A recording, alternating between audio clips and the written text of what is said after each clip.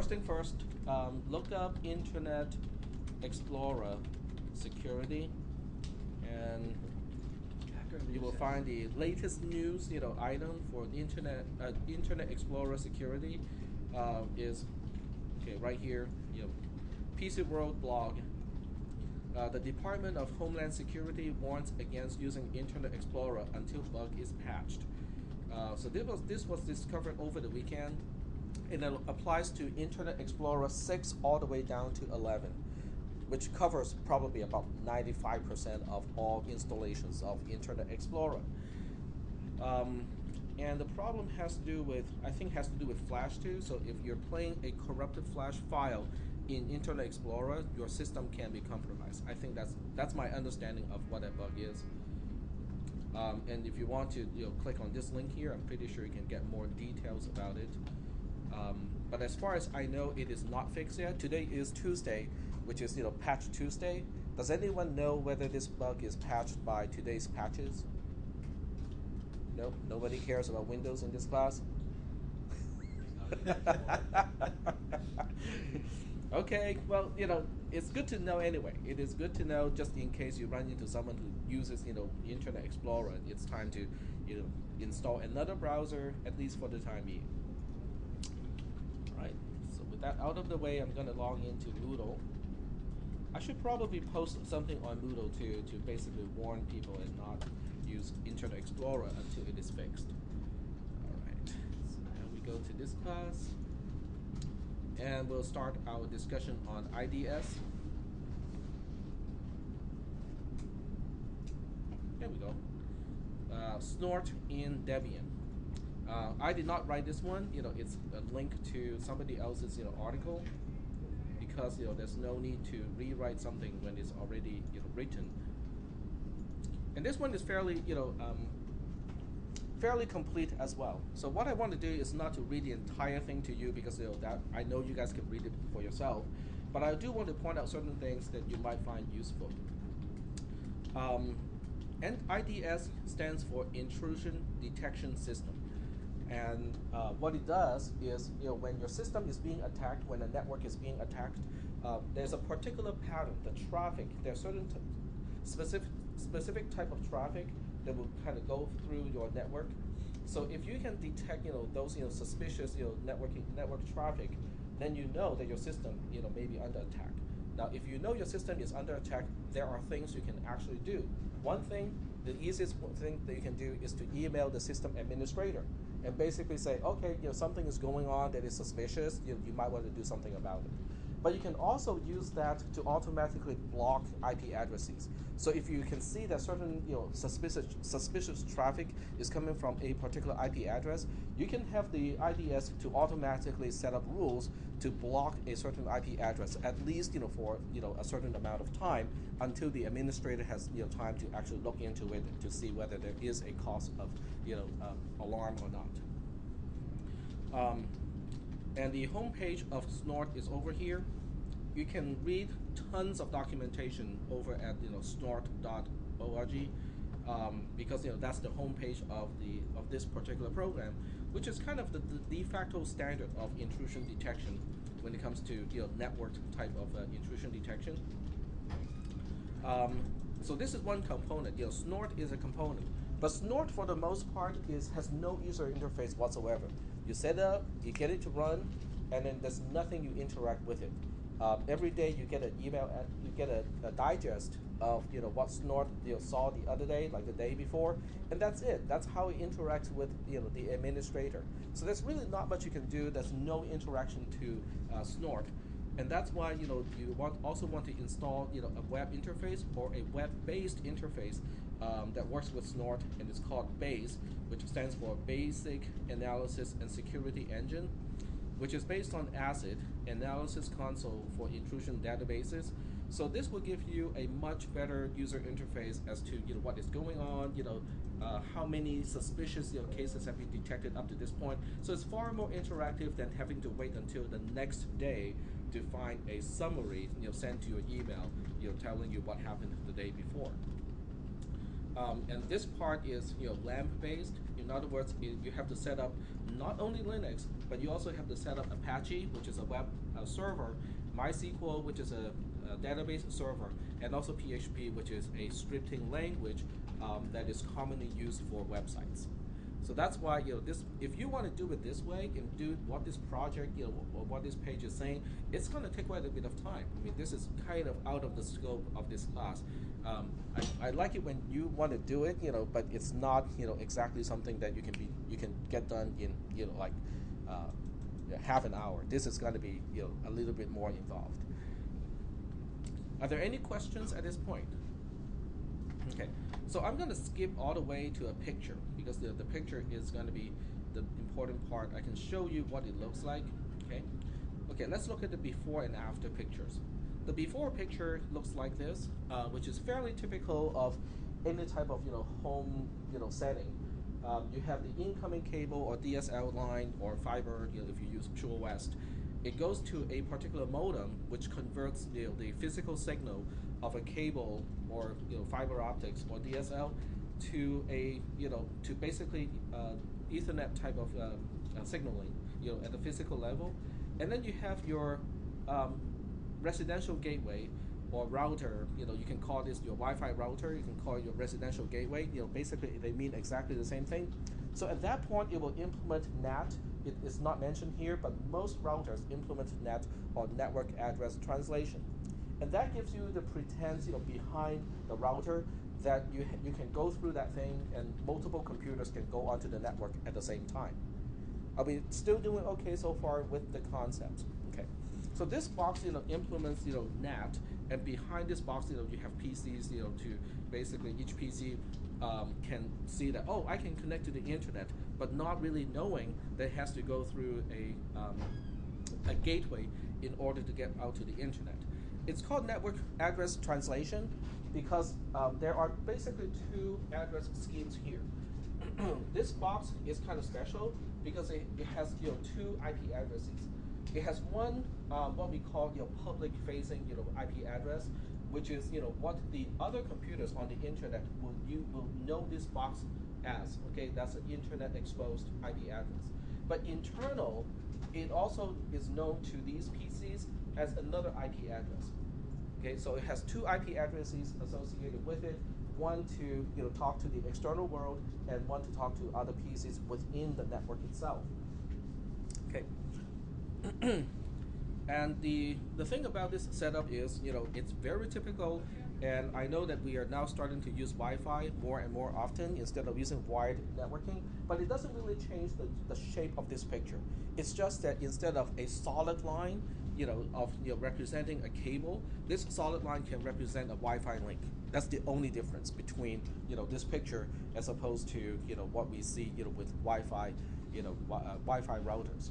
So it's logically speaking, it is still exactly the same. Okay, there's no difference between wired networking as opposed to Wi-Fi networking when it comes to the schematic. After we have a box, we have a picture that looks like this. So we still have the incoming signal from DSL.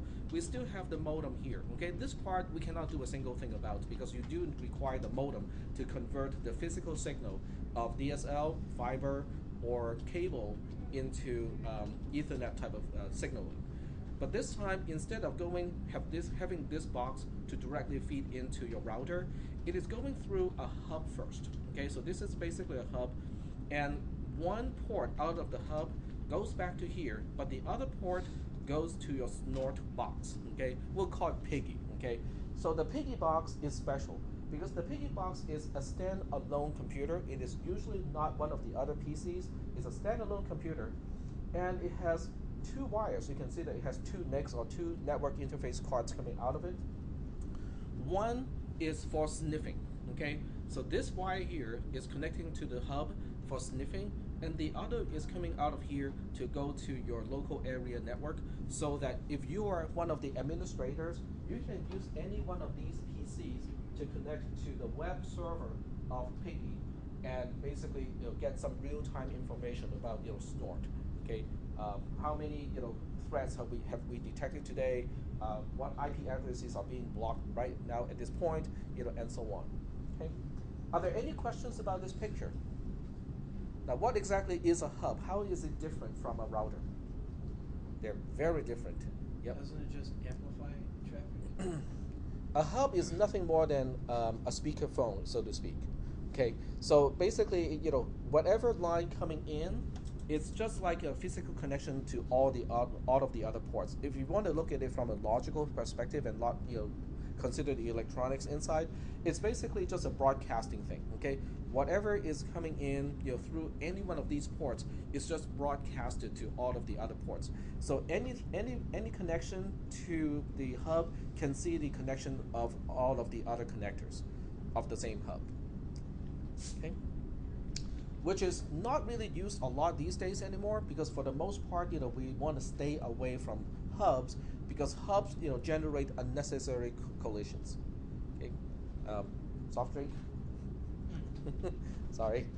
Okay, so hubs are not good because they generate unnecessary collision, whereas switches do not. Okay, switches are smart. Okay, when you have traffic going into a switch, the switch knows, okay, I can see that this frame is supposed to go to that computer over there, so it doesn't broadcast the same frame to all of the ports, and as a result, you don't have collision as much, and your throughput of the network is going to be improved in general when you use a switch instead of a hub. Okay. But in this case, this hub is not going to cause any type of slowing down. The reason why it's not going to cause any slowing down is because the signaling coming in from here has to get to the router anyway. Okay, because in the original picture, it is a straight line coming from here, going from the modem into the router. In this case, we're just going through the box, and then we are still going to the router. And as a result, it's not generating any additional traffic. Traffic that's going from the router back to the modem, same way. Okay, it's still a straight wire. So the question now is, why is this black wire going to the piggy box why is this not going to cause any problem? It's because it is only in listening mode. In other words, this black wire that is connecting from the hub to the piggy box is only in listening mode. It does not generate any traffic. All it does is to listen to traffic from the hub. So it's capturing every single packet that is going from the modem to your router. And guess what? Every PC behind the router, all the traffic going to all those PCs, this guy will sniff them too. Anything that is coming in from the internet and outgoing to the internet, this box, can capture it. Within the local area network, not so. Okay, within the local area network, this piggy box cannot see that traffic. Am I still doing okay so far with the explanation of this picture? Okay, so that means this box is really intended to sniff out and identify harmful traffic that is coming in or outgoing to the internet. Now it is incoming and also outgoing, because a lot of times if you have, let's say you have a keylogger, okay, an illegal keylogger installed on one of the PCs in the inside. A keylogger, that is installed, through a network, has to get all that logged key out to somewhere. Does that make sense? Because whoever installed the keylogger cannot come to your house and say, well, can I use your PC so I can download the log file? No, that's not going to happen, right? So that means whatever keystroke that is already logged has to go back out to the internet through network traffic. And that's why some of the outgoing traffic can also be suspicious, because if it goes to a particular IP address that is known to be used by hackers, your IDS box the piggy box can say, okay, we got something really suspicious here, because these IP addresses have already been identified as hacker boxes already. Okay, so that's why it is important to analyze not only incoming traffic but also traffic that is going out, because that can also be indicative of problems that you might have on the PCs that are behind the firewall or your residential gateway. Okay, all right. What about this little wire here? Okay, this black wire is for sniffing.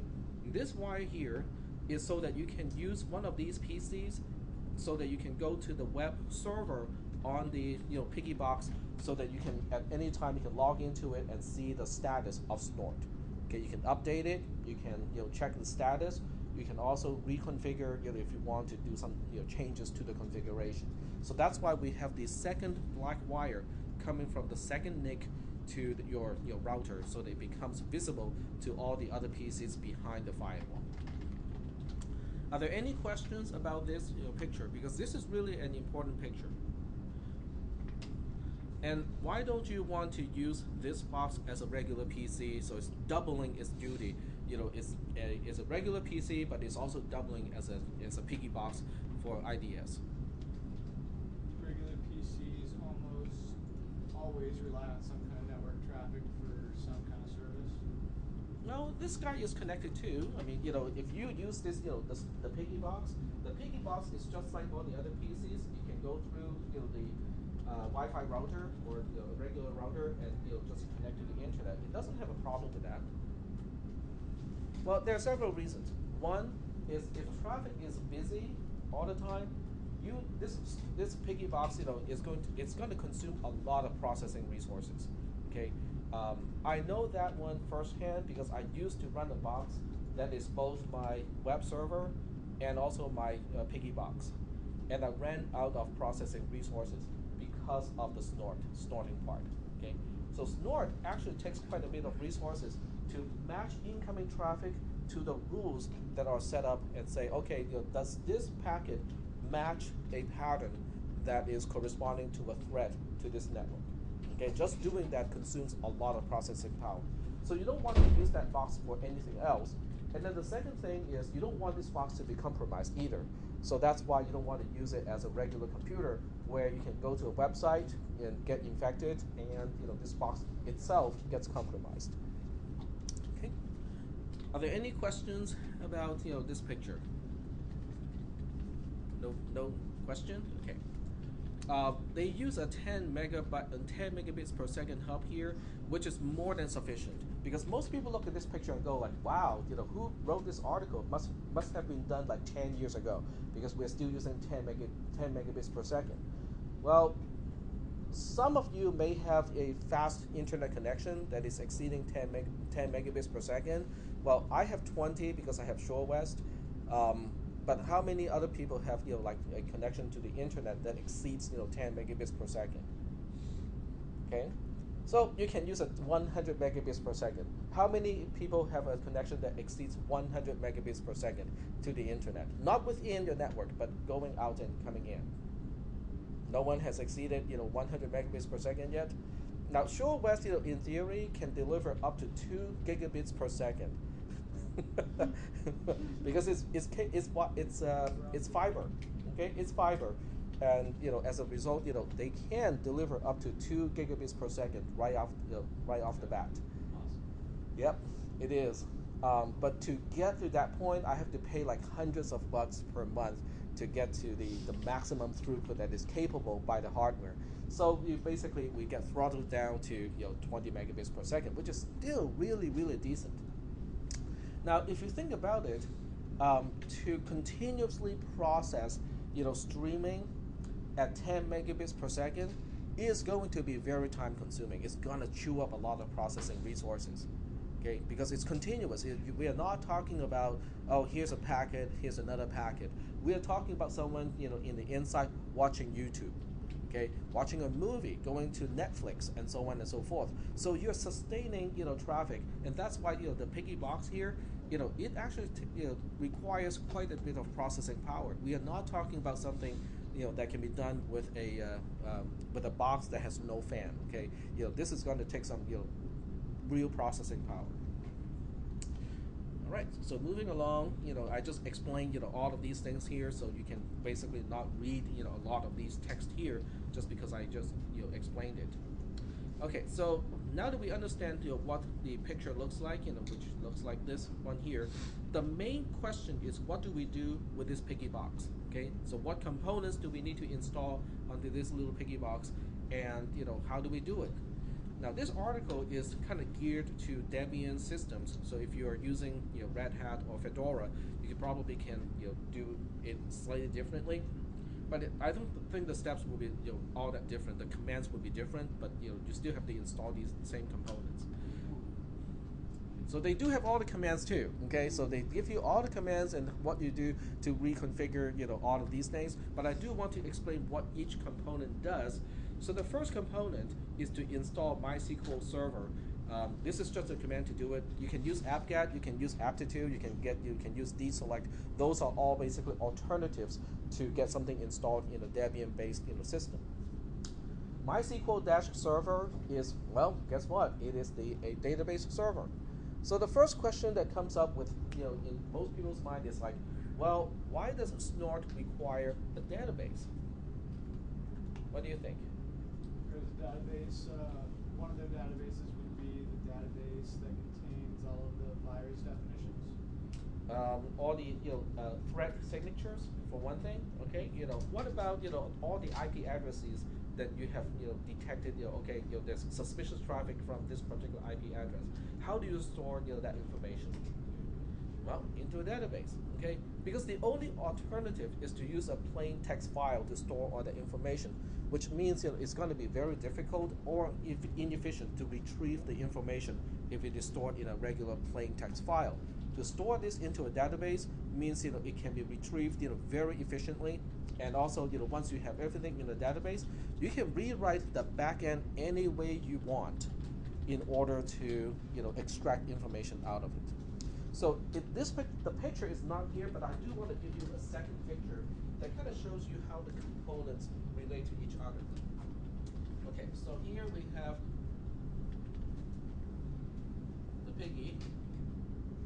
Okay, snort. Okay, this is the program snort itself. Snort is basically talking to the NIC, on one side, and say, okay, I'm going to turn this NIC into promiscuous, mode, so it can basically listen to all traffic. It doesn't really filter anything, and it analyzes from a database. So we have a database here that stores all of the rules already. So all of the rules are stored in a database, and the piggy is going to look at the traffic, try to match the traffic against these rules, and say, okay, are we detecting anything suspicious? Well, if we do detect something suspicious, we want to store the information back into the database.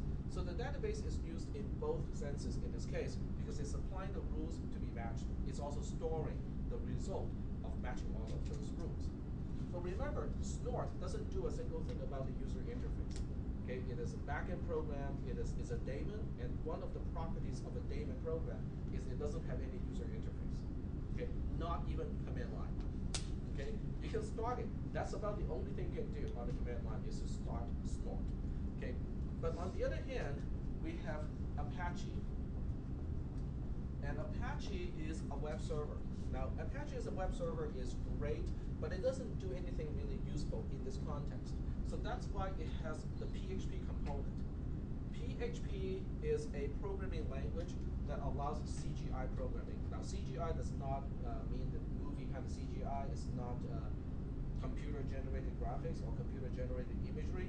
In this case, CGI stands for Common Gateway Interface, which is really a weird name for just writing web scripts.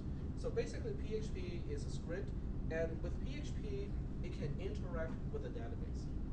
You can write scripts to inquire information from a database, to update a database. But on the other side, it can also interact with Apache. In other words, it can query the database, get some data, reformat that into HTML documents, so that the Apache server can now send that information with your regular browser. So you have a different computer here running Firefox, and you can interact with Apache. Apache interacts with PHP, and PHP can go to the database and say, okay, how many threats have we detected today? Okay, show a picture. Or you can show historically, over the past few months, what are the frequencies of these things occurring. It can tell you all kinds of information. Are we doing okay so far?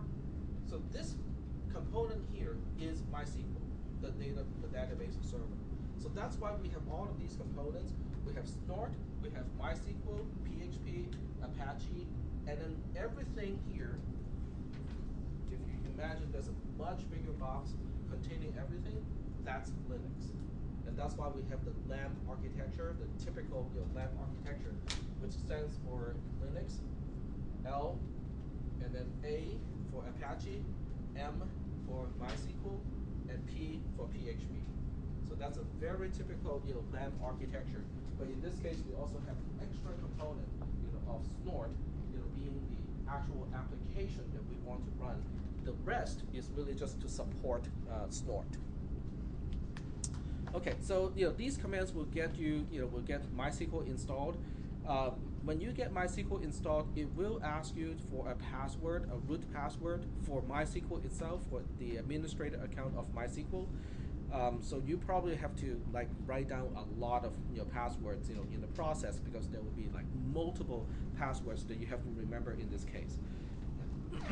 So when you set up MySQL server, it will ask you about the root password for the database, which is not to be confused with your usual root password on the system, and they should be different. And then you will install Apache 2. When you install Apache 2, it just has a test web page that says, yes, I'm up and running, and that's it. Okay, it doesn't hook up to anything else. And then you have to install PHP 5, which will install basically the language, the scripting language itself that talks to Apache and also MySQL. And when you do this configuration, it will ask you about HomeNet, and HomeNet is in the snort configuration file is the network that you want to protect. So in this case, it will be the thing that is inside. So that would be, it will be this one here. Okay, if you look at this wire, the IP address should match this, and not the internal IP address, because the internal IP address is really not known to snort at all in this particular picture. And then the last one you want to install is snort-MySQL, which is the one version of snort.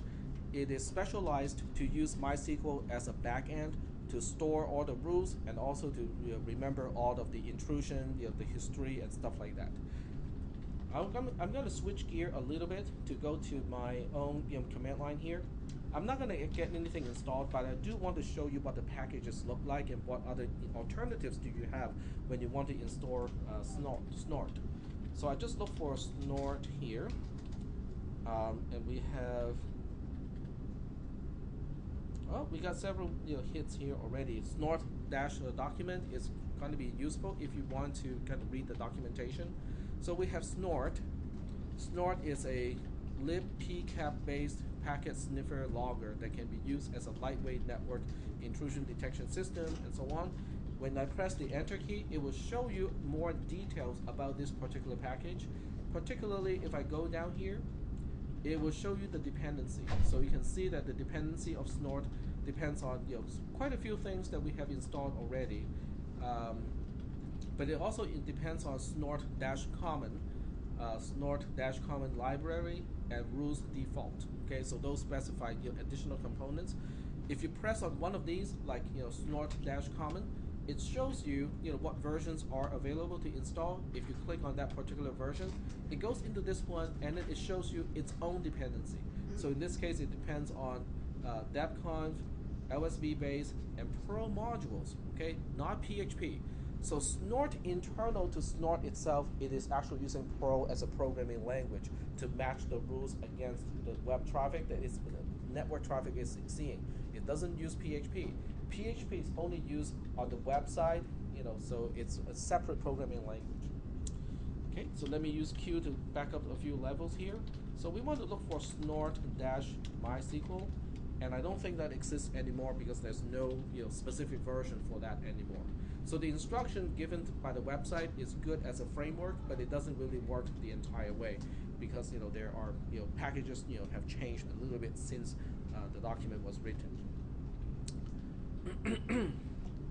Are there any questions at this point? No questions? So that means this one is just installing snort itself. But when you do install snort, okay, and you have MySQL already installed, the installer will basically ask you, do you want to use MySQL as a back-end data store mechanism to store the rules and also to store the incidents and everything else. So if you have MySQL server already installed at this point, then snort can have that option and say, okay, yes, I do want to use MySQL as a backend to store everything. The installer will also ask you about HomeNet. Okay, if your server is on the Class C network and and the address is this, then you want to enter, this one here. If your server is on a Class B network with an address of something like this, then you want to enter, a different bit mask basically for that particular network. In our diagram above, let's say your router put an IP address of 64.233.161.147, then you have a Class C CIDR block of this one. Okay, so you're specifying the bit mask here. This portion is the network address, and this part is your host address within that network. The next screen tells you that no network has been set up for snort. Press enter, and then with a default yes, press enter again, and it will finish installing with an error, blah blah blah. So basically, it will set up, snort. It will actually set up the database backend, and this is where it will ask you for a second password, which is related to snort itself, not the administrator of MySQL. The third command is to install acid base, and which is kind of an interesting name because for those of you who understand chemistry, acid is with a pH less than 7, and then base is with a pH that is more than 7, and they kind of cancel each other. They can do titration, so it's really just a funny name, funny play of the name, acid, and then the other one chose to use base.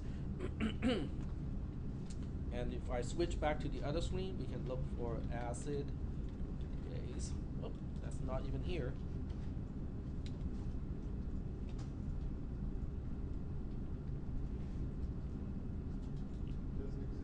Doesn't exist. So they probably have changed some of the packages already. We have base file, base X, fast and lightweight XML database. That's not what we want. They took it all out. They probably have a replacement for that, so the instruction really doesn't work anymore.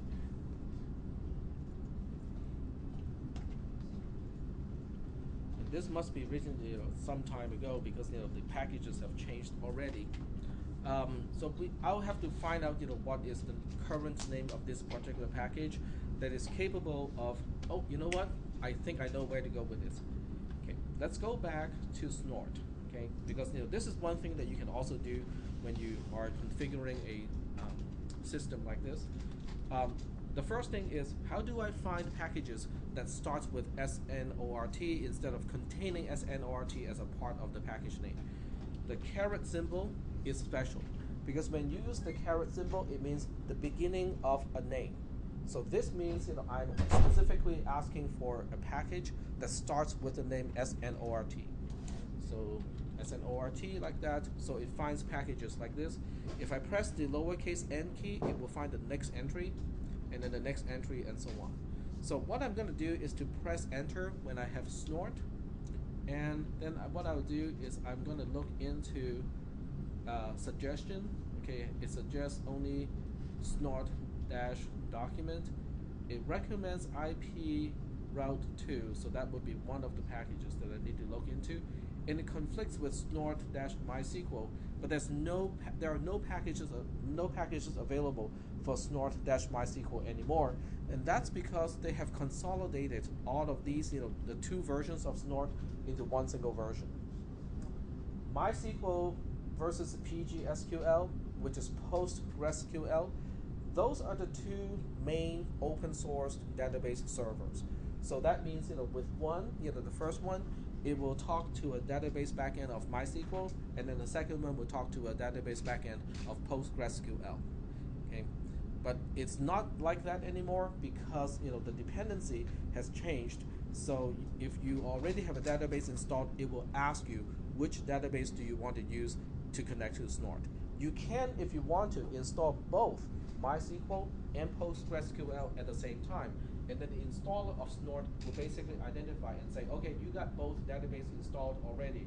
Pick one. Tell me which one you want to use, for snort. Okay, so the installer gets a little bit smarter, and the dependency is not in the name of the package anymore. Are there any questions at this point? It is also useful to look at the packages that depend on snort because most of the time, it will be the things that are related to the package that we are talking about here. In this case, it is hardened-NIDS or network intrusion detection system, and that one we talked about a little bit earlier. Okay, so that's this is sometimes it's helpful. This time it's not particularly helpful. Okay, any questions at this point? No questions. Okay, and I do want to find ACID, because that name is fairly uncommon and should be able to. ACID state is a Haskell library to store serializable structures. That's not what we want. Okay. Simulation tool. Looks like it's just called base now. It says it's replaced acid. Okay. So we will look for base.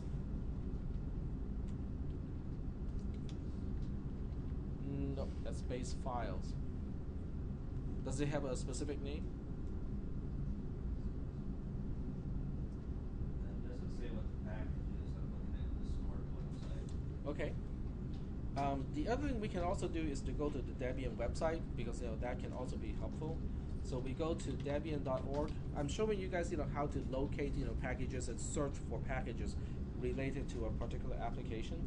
So when you get to the Debian website, what you want to do is to click on Debian packages, and when you get to the Debian packages, go kind of all the way down to search packages directory, and also view package lists. So here we can search by keyword, and what I want to do is to search by the keywords.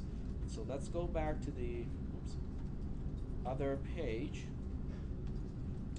and find out more about the name acid and base.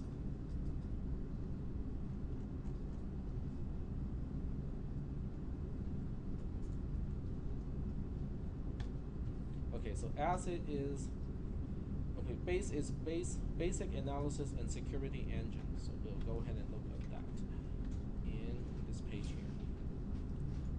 So we can, I guess we can look up IDS and just base and see if we can find anything.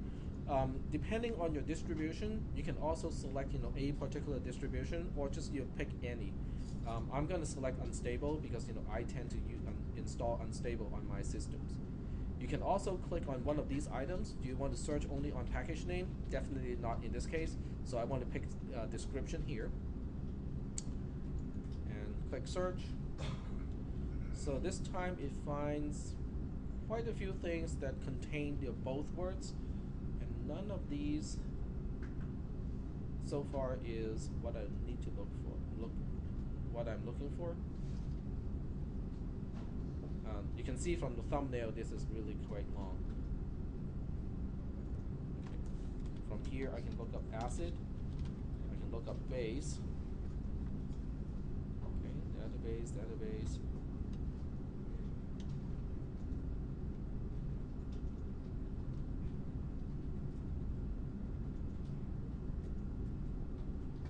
Doesn't look like it's here. Okay, now we have to resort to Google, and we'll put in all the keywords and search for that. Securing Debian.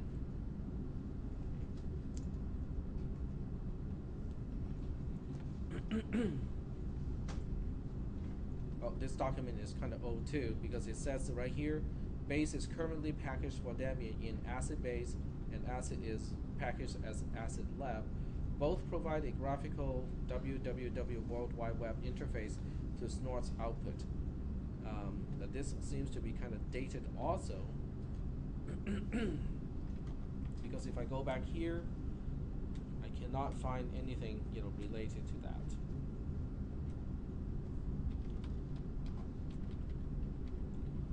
Okay, if I cannot find it, I'm going to check one more thing. Okay, this is also kind of important, because you have to kind of look into what repositories we are pulling the catalog out of.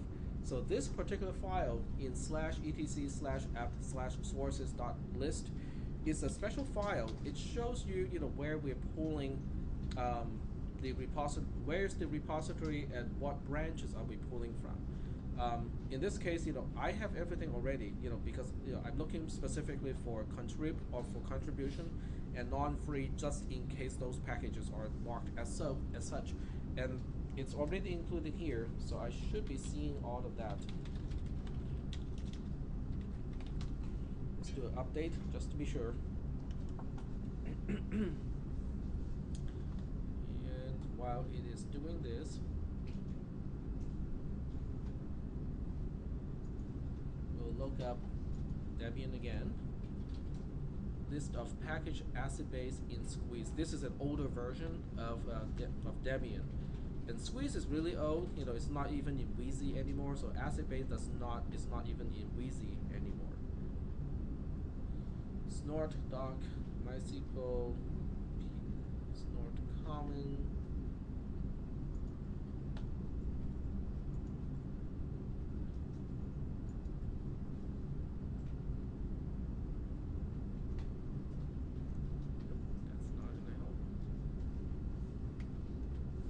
There's quite a few of them. Looks like Snorby is the kind of the new go-to for GUIs. Oh, Snobby? Snorby. Snorby. Okay, let's take a look at that one.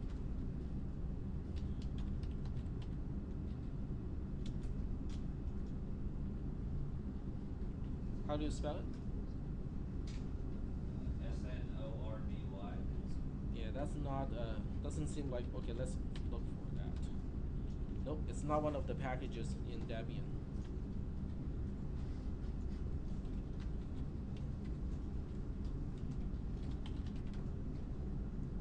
Okay, how to install Snort and Snorby in Debian.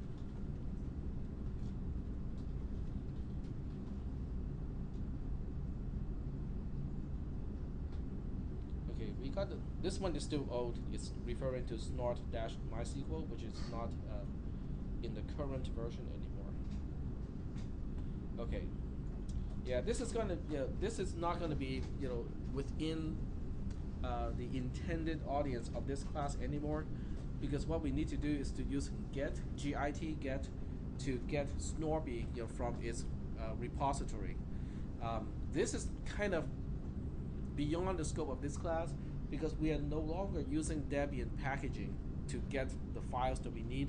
We are now relying on get, which is a they call this a repository or version control system, where you can basically just connect directly to a server maintained by the developers. So you can basically pull from the source itself the software that you're trying to get.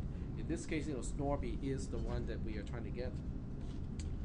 But it doesn't hurt to kind of take a look at a picture. So Snorby has a really kind of neat picture, because it's really graphical. And let's see if we can find Snorby screenshots. Snorby screenshots. There we go. First one is not bad. I mean, that's a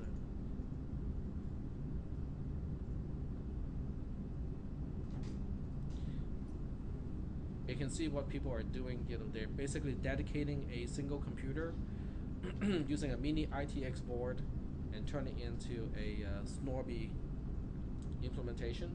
And these are all the screenshots from Snorby. And particularly if I scroll down here, Snorby can give you like pictures. It can give you the numbers, high severity, medium severity, low severity, time charts, bar charts, and so on. But at this point, it's really kind of beyond the scope of this class, because we can no longer use Debian install to install something. If we are actually having to go to the source of the software to grab it. But I'm going to finish this too, because even though it's kind of dated, the concept is not dated yet. Okay, we're still doing things pretty much the same way. It's just the packages is no longer the same. So this goes through most of the installation. If you install Snorby, you will still have to manually go through this process here. This folder or this particular file goes to a particular file, and it configures. It tells Apache, where are my web files? Okay, so you will have to change that configuration so that you include the configuration file corresponding to the web interface. So whether you use ACID base or Snorby doesn't matter because those two are basically the same thing. They're used for the same purpose. But Snorby will give you a different Apache.conf file so that you can set it up and say, okay, when I go to a particular URL, it will map to that folder and then it can display the statistics from there. So I'm going to just quickly go through this one here. And I don't think this part is needed anymore, to create the MySQL entries. It's already created when you install Snort. I'm just kind of scanning through this. They're all detailed implementation of details. This one you may need to do because Snort may not start automatically. I think it does. Okay, so you may not even need to do this part anymore. You know what? One thing we can do is just to get Snort installed and see what happens, right? So let's go to Snort here, do a plus sign on the entry, and then press G to start the installation. And these are automatically held in their current state. That's okay. We'll just go ahead and install that. So when we configure Snort, use the CIDR form, to specify what am I sniffing? Traffic to what network addresses am I, sniffing here?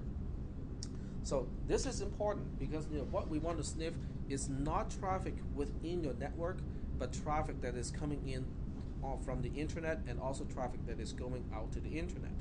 So let's go back to the picture, the earlier picture. The IP address of this point here is the important one, not the IP address on the other side.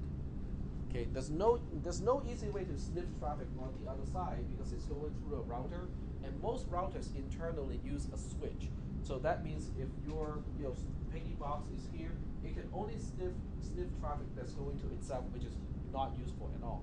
So you need to find out what your IP address is here, or at least the subnet. Then you can sniff the traffic over here. Okay, that's the only part that you need to sniff. So in this case, this is definitely not the right address for this particular computer. So you will have to kind of figure out what you have to do for this in this case. I'm trying to set it up to the point where it actually works. So just hold on a second here. Okay, to find out what is the IP address of a particular computer or to a particular interface, the command that you need to run, you can switch to super user first. You can switch user to root first, and then run the command called ifconfig, which stands for interface configuration. And since I only have one NIC or one network interface card, ETH0 is the only Ethernet NIC that I have, and the IP address is 165.196.195. But it also needs the other information, which is the bit mask. And in this case, the bit mask is 255, 255, 255, 128, which means the network address is taking up the 25 bits at the beginning of an entire IP address, and I only have 7 bits for the host address within the network. So based on this information, the way I want to do the configuration over here is going to be the same part. Oops, sorry. The first part is here, 165, 196, 100, and 127. I don't want to. Not going to use 127. It's going to be a 0 at the end here. So let's see. 165, 196, 100, 0.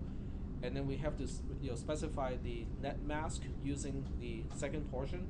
In this case, the net mask is 25 because it's using the first 25 bits of a 32-bit IP address for the network portion. How many people already know this kind of thing or have a pretty good understanding? Okay. So if you're not kind of really quite getting what I'm talking about, what is the network address or what is the host address within the network and stuff like that, you probably want to take a class that will teach you, more about TCP/IP. or just general networking stuff. Now over here, unfortunately, at this point, it's kind of like a puzzle. Okay, which class should you take if you want to get more understanding of TCP/IP? Because we have multiple classes that can teach that. My personal recommendation is CISN 140. Okay, because CISN 140 is the first Cisco class, which means not only are you getting some really good understanding of TCP/IP and general networking concepts, but you're also getting ready or for the first exam or the first certification level of CC of the Cisco certification system. I think CCNA is what 140 is targeting. So it's 140, 141, 142. Is there 143? So there are 4 classes to get you ready to take the exam for CCNA. But if you just want to get some more understanding of networking, that's not a bad class to take. CISN 140 has very little topics that is directly related to Cisco. Most are just general networking stuff. So it's going to be a very useful class, even if you just want to understand more about networking. If you want to get a CCNA certificate, hey, that's the class that you have to take anyway. Okay, so I specified the range of the local network, and it's going through the other configuration. But I don't have any database configured at this point. Maybe I do. I cannot remember.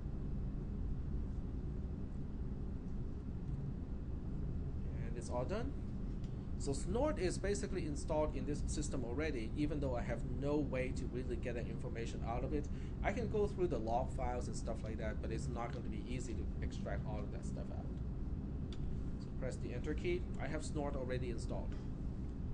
Now, with snort already installed, how do I know whether it's running or not? Okay, this is another thing that is useful just in general in Linux, in Debian type Linux. You go to /etc init.d, and all the files in this folder, they all correspond to daemons of some kind. In this case, we have snort as one of the daemons, and what you can do is at least to ask it about its status. Is it running? Well, it says it's running. We are basically sniffing ETH0 at this point, and the status is okay, which means it's up and running. You can stop it if you want to. You can restart it also if you want to.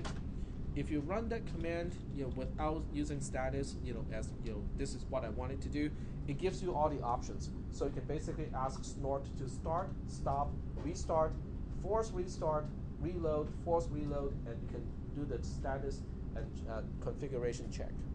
So those are the things you can do with the snort daemon. Are there any questions at this point? Looks like there's a lot of distros already set up with Snorby.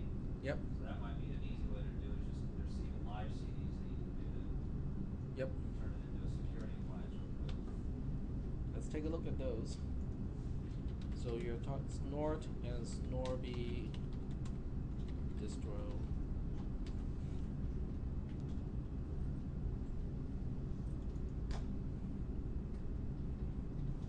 Okay, SmoothSec or Smooth Security is a lightweight and fully ready IDS/IPS prevention system. Distribution based on Debian 32 and 64-bit. It includes the latest version of Snorby, Snort,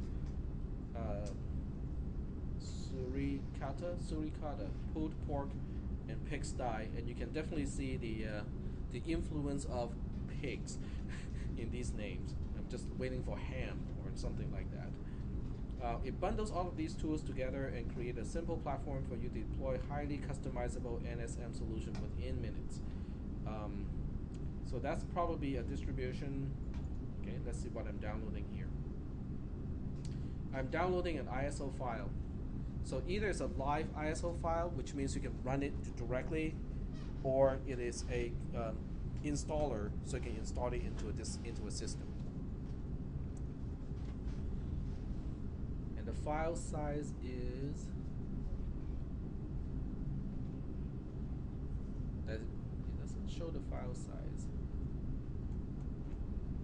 Okay, so that's one.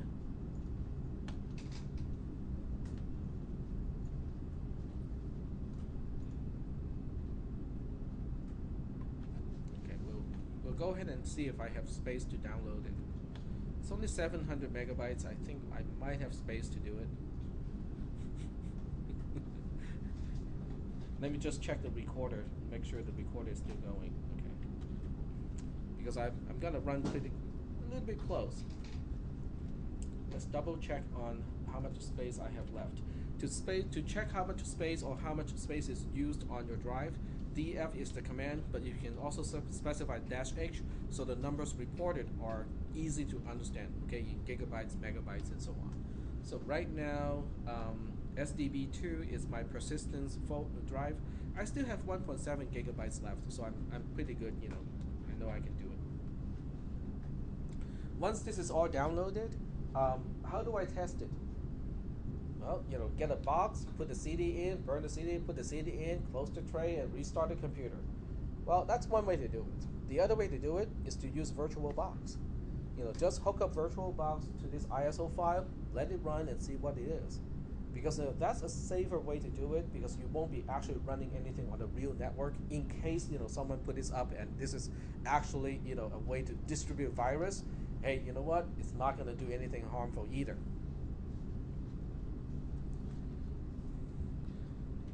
Are there any questions at this point?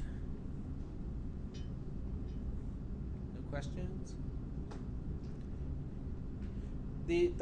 Well, since it's downloading and we still have 3 minutes left, I do want to point out something. Since we have this picture up and running, there are other things you can do with this box in addition to intrusion detection.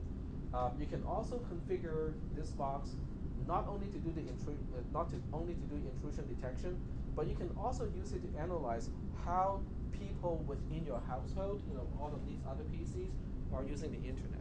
In other words, you can basically figure out, you know, how much traffic is used to go to YouTube, to go to Netflix, and so on and so forth. The one thing that it cannot do is to tell you which PC on the other side is initiating the connection. You just know that one of the PCs is initiating the connection, but from this end here, when you're sniffing on this side, there's no way to tell which PC actually started that connection. So you can only say that, okay, somebody has been watching like 6 hours of YouTube today, but you have no idea, you know, which PC is responsible for that 6 hours of YouTube.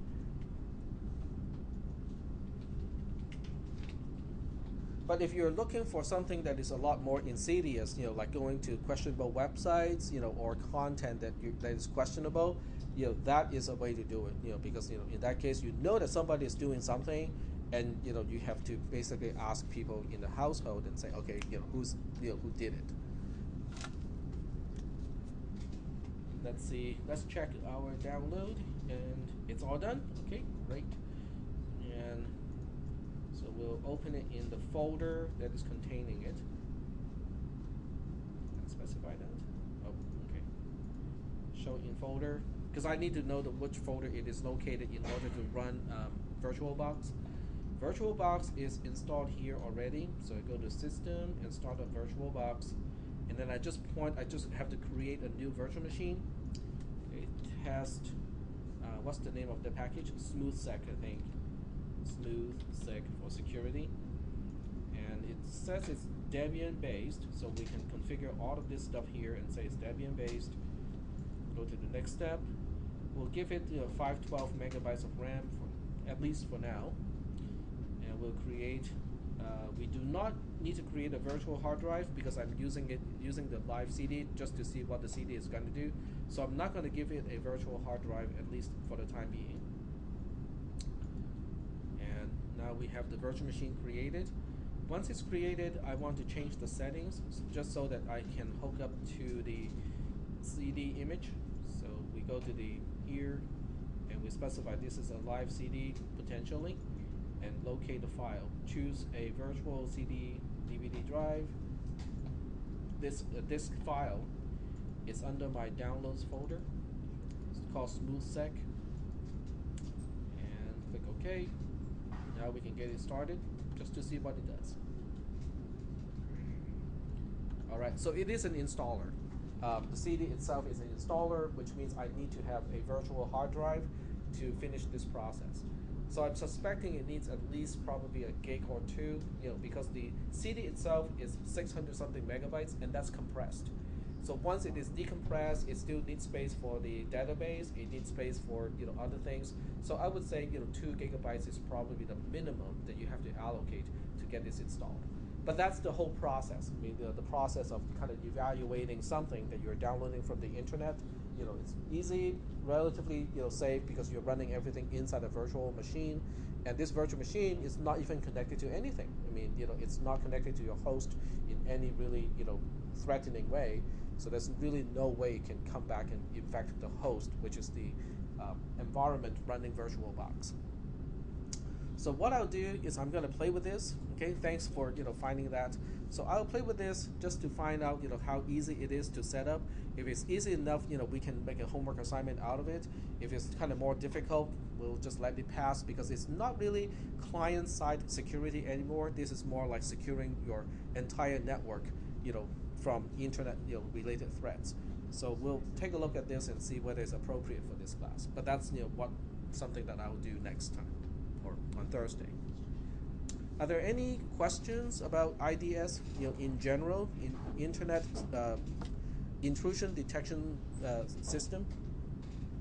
Is there any application to put it on the inside of the gateway router, or is it more common to leave it on the outside so you detect threats? That's a very good question. The question is, basically what can we put here?